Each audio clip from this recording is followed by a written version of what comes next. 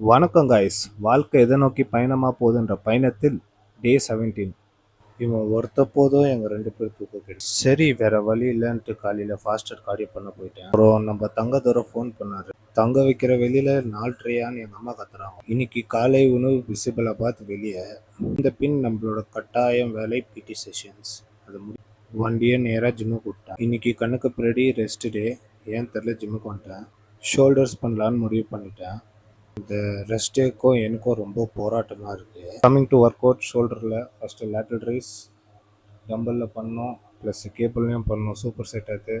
அதுக்கப்புறம் machine shoulder press followed by cable upright row.